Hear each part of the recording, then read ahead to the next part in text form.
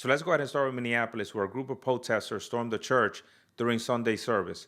One of those protesters just happened to be Don Lemon. Now, this fool is one of the greatest falls from grace that I've ever seen, right? I cannot stand that guy. But take a look. This was an extraordinary escalation of the protests in Minnesota, the storming of a church. Now, here's how this played out as former CNN host Don Lemon joined with protesters who believed one of the pastors at a church in St. Paul had connections to ICE. We're here to worship. We're here to worship Jesus because that's the hope of these cities.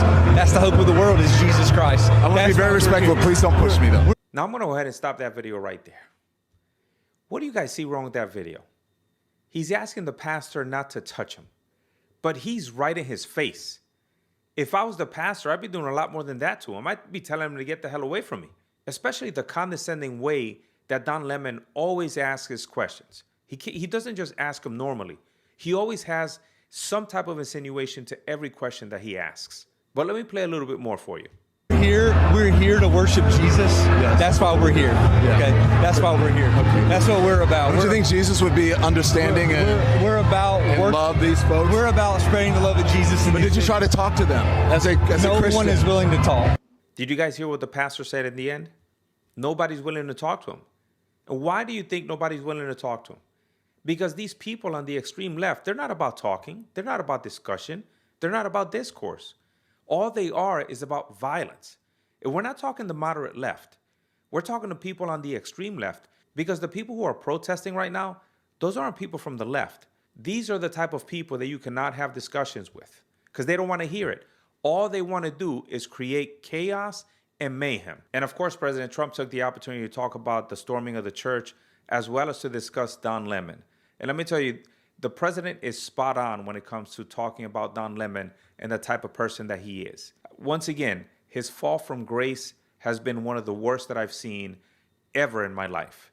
This guy had his own show on CNN, and now he's been relegated to a street reporter that nobody wants to talk to. But this is what the president said about the situation, and he also took the opportunity to discuss the bad guys that they've captured in Minneapolis as well. Take a look. All ICE wants to do is get them out of our country, bring them to prisons and jails and mental institutions from where they came. That's all they want to do.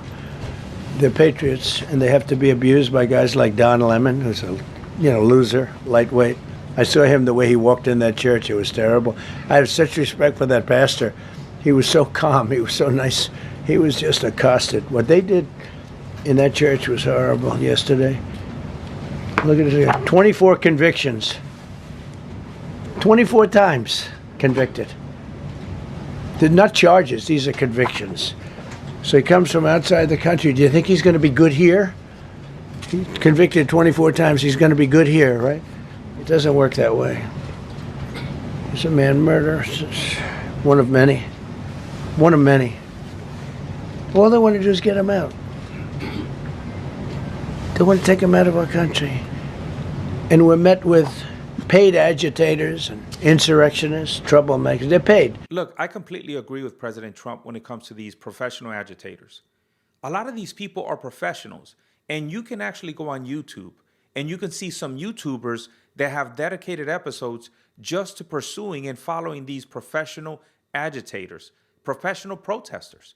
And they'll deny it the whole time, but they actually have video of these people in different protests that have nothing to do with one another. Yet, every time you see them, they have professional signs. They're wearing attire that matches the protests. But when they're asked about being professional protesters, they completely deny it. My question is this: how have we not found who the heck is funding these professional agitators? How are we the greatest country in the world with the greatest intelligence, and we cannot find out who's funding these people? The woman was shot, and I felt terribly about that. And I understand both sides of it. But when she was shot, there was another woman that was screaming shame, shame, shame, shame, right? You saw it so loud. It was like a professional opera singer. She was so loud and so professional. She wasn't a woman that was hurt, like, oh, my heart's injured. She was a professional. She's shame, shame. She's screaming shame, shame. I said, that's not a normal person. That's a professional. These are professional agitators and professional people that want to see our country do badly. You know, anytime that we can't find anything out about something as obvious as this, you know what's happening, right? There's political involvement.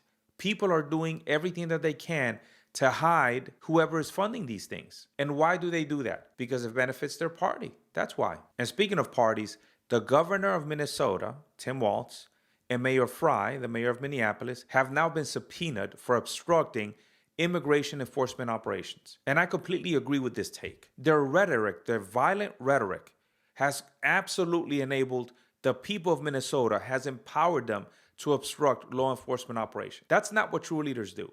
What true leaders do is they turn down the temperature. They keep their head cool. And what have these guys done?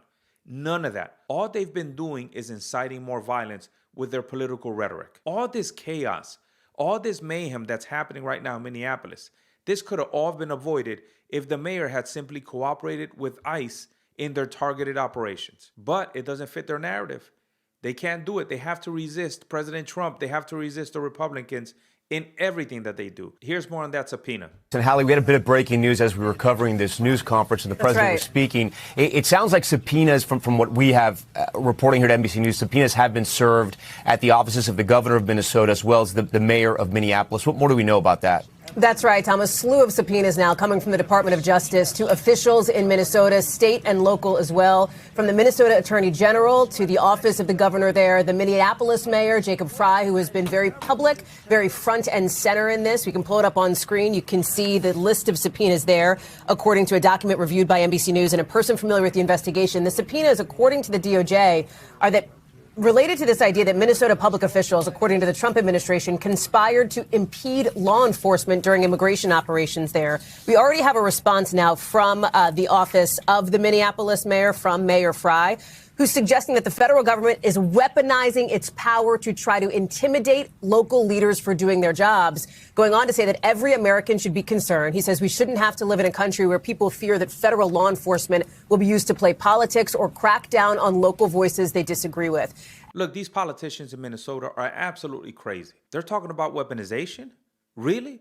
They weaponize their positions to incite violence in their streets. They see the damage that's being caused to businesses, to houses, to just the streets of Minneapolis. And they're not doing anything about it. They're not telling people to stop protesting, to stop destroying their own cities. That's not what they're doing. All they're doing is coming out and saying that there are masked men that are kidnapping people right off the streets. That's what the governor's saying. And when you look at what the mayor is saying, he's not saying anything different. So like I've said before, all these people are doing is using Minnesotans as political pawns. And Minnesotans need to be smarter than that. I think the people of Minneapolis need to calm down. The ones that are actually protesting, because I think a lot of those people are professional agitators. And they need to understand that being a U.S. citizen does not make you immune from breaking the law. You are still going to go to jail. You can get in these officers' faces. You can say, I'm a U.S. citizen. If you impede federal law enforcement operations, you're going to jail. I think what's happening is the media continues to sensationalize everything. Do you think anybody's going to watch people peacefully protesting? Nope, that's not going to get you clicks. That's not going to get you ratings. So the media takes small snippets, right? Small clips from occurrences and engagements that happen in the street with ICE and the citizens of Minneapolis, and they publish the most sensational part without giving you the full context. As a matter of fact, they just had an interview with the police commissioner, the police chief of Minneapolis, and he was talking about some of the violence that is happening in the streets. And for those of you that haven't seen the video of a woman that was yanked from the car, right? She looked like just a normal person that was being yanked from the car.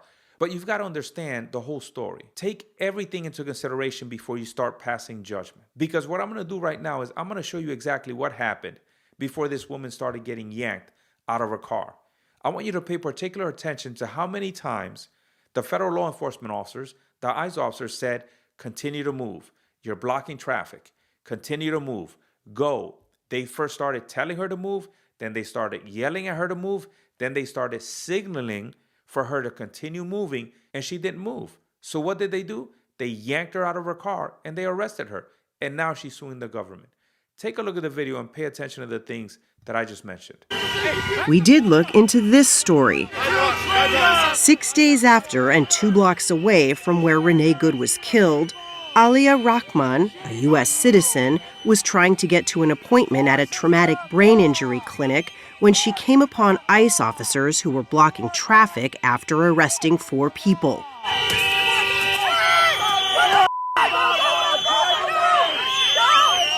We reviewed footage of the entire incident. Rahman's lawyer told us she was overwhelmed by conflicting commands from ICE.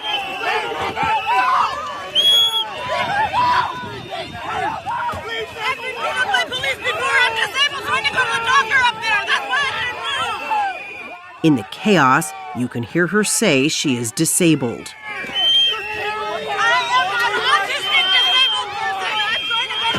So if you guys saw that, she had officers on both sides telling her to move.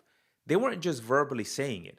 They were saying it with hand gestures as well. Go, move, move, move on both sides of the car. Eventually, when she did move, what did they do?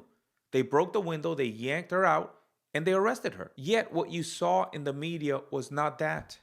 What you saw was just a random woman being yanked out of her car. You didn't see everything that led up to that point. My point with this is that this is what's happening with all these videos that you're seeing on social media and that you're seeing on the news. What people are showing you is not the full story. It's sensationalism. That is what they're showing you because they know that you're going to look at it and you're going to click on the video and you're going to watch it. Nobody appears to want to deliver the news in an honest manner anymore. Now, I'll reiterate what I said before. I think the mayor and the governor are just trying to distract from the massive fraud that's happened in Minnesota. They're trying to distract from Minnesotans being fleeced for billions of dollars. And again, all they're doing is using Minnesotans as political pawns. And I'm going to show you an example of that. Here's a clip from Amy Bach, the Feeding Our Futures mastermind, talking about the scandal itself. Take a look. We were allowed 1 hour to speak with Amy Bach over a video call from her Minnesota jail cell. Now I can hear you, yes. Until she was arrested in 2022, Bach led Feeding Our Future. The now infamous nonprofit signed up restaurants and caterers, many from Minnesota's large Somali community, to receive taxpayer money for providing meals to children in need. During COVID, for obvious reasons, parents were allowed to come and pick up meals. So we suddenly were able to reach more children. But prosecutors said it turned into something else, the nation's largest COVID-era fraud, with Bach as its mastermind. Are you the mastermind of this scheme? Absolutely not. I believe in accountability. If I had done this, I would have pled guilty. I wouldn't have gone to trial. I wouldn't have put my children and my family through what we've been through. I've lost everything. While Bach's attorney provided this video showing stacks of food, prosecutors say Bach and the businesses she recruited stole tens of millions of federal dollars, spending it on luxury cars, real estate ventures, and vacations. So she's not the mastermind. So who's the mastermind? Did you hear how elaborate this scheme actually was? With all these Somali-owned businesses just robbing and fleecing Minnesotans of hundreds of millions of dollars, and then going to buy luxury condos and jewelry and land overseas. And Tim Walz continues to say that we still need to have confidence in him. The Minnesota legislators continue to say that we should have faith in them. How? I am telling you, we need to take out all these people that we elected and we need to reassess who we're placing our vote for. Because the politicians in D.C. right now, and some of these politicians in our states, are clowns. They don't need to be there. We need to be more proactive as voters in making sure that the people that we vote into office are representing our needs and the needs of our cities, of our towns, of our states. Because the people there now are not doing that. Okay, I hope you guys enjoyed the show. Like, share, and subscribe. And until next time, stay balanced.